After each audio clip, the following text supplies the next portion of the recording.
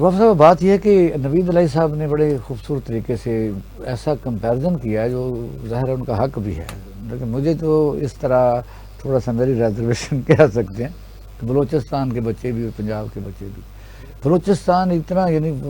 دور دراز 300 کلومیٹر دور پانی کے مسئلے ہیں، سیکیورٹی آف لائف ہے، ٹھیک ہے پاکستان پنجاب میں بھی ہے، سیکیورٹی آف لائف وہاں تو اور طریقے کی ہے، وہاں ایسے لوگ ہیں موجود، بلکہ مجھے نام یاد آ گیا راز لونی، جو پتہ نہیں کہاں سے پہاڑوں میں پاکستان کا جھنڈا لہرا کے پھر رہا ہے، یہاں اور جب آتا ہے تو یہ پرانے جوتے لے کے جاتا ہے، آج اس وقت اس نے چھوٹا سا کمرہ بنا رہا ہے جس پر جھنڈا لہرا رہا ہے۔ ہم اکثر کہتے ہیں کہ تم بڑے خطرے میں ہو،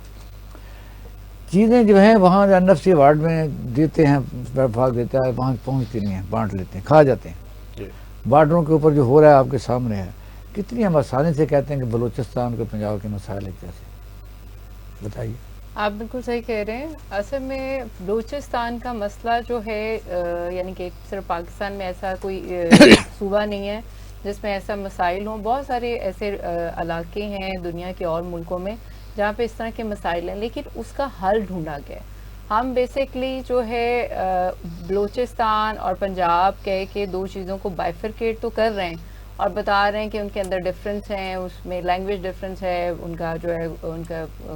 اٹھنا بیٹھنا ہم سب سے مختلف ہے، بٹ دا تھنگ از دس کہ بیسک پرابلم یہ ہے کہ وہ ایک نیچرل ریسورسز سے بھرا پڑا ہے،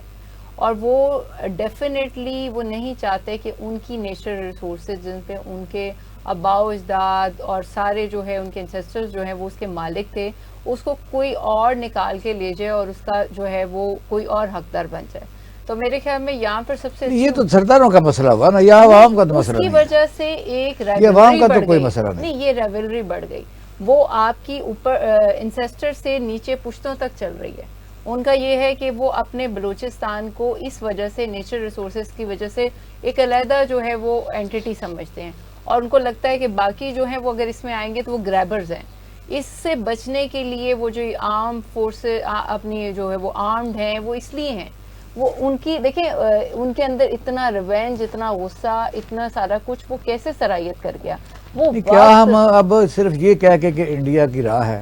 افغانستان یہ ہے تو اس پر آگے بنائیں گے؟ اور کیا بے شک 5000 لوگ ہی ہوں، بے شک 5000 لوگ ہی ہوں، میری بات سنیں، اگر 5000 لوگ ہی ہوں، 7000 لوگ ہی ہوں، سپوز چنگاری چھوٹی بھی ہو۔ اقبال صاحب میں یہ نہیں کہہ رہی، دیکھیں پہلے سب سے پہلے آپ کے اندر کوئی چیز ہوتی ہے، پھر وہ دوسرے لوگ اس کا فائدہ اٹھاتے ہیں اور اختلافات بڑھاتے ہیں۔ آپ اس کو میں انٹرنیشنل لیول پہ تو ڈسکس ہی نہیں کر رہی، میں اس کو صرف لوکل لیول پہ ڈسکس کر رہی ہوں کہ ہمیں سب سے پہلے اس بات کو ایڈریس کرنا چاہیے جو جس نیچرل ریسورس کا مالک ہے۔ سعودی عرب میں بھی یہ حل نکلا،